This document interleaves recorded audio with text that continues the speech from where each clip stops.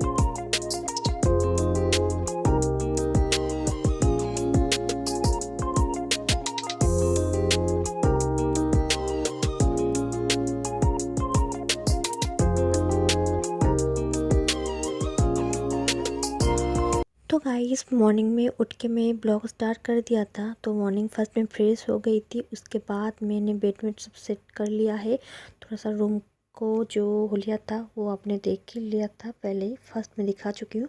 वो थोड़ा काम उसका ही सेट कर लिया है।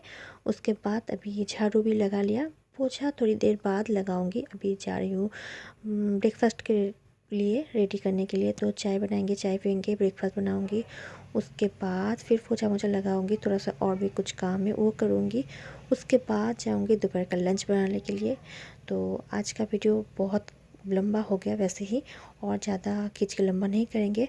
तो चलिए आज का वीडियो इतना ही रखूँगी, ज़्यादा बातें भी नहीं करूँगी।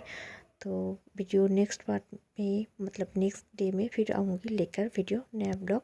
तब तक के लिए आप लोग साथ रहिए, अच्छे रहिए। Love you guys, take care. तब तक के लिए bye guys, take care, love you guys.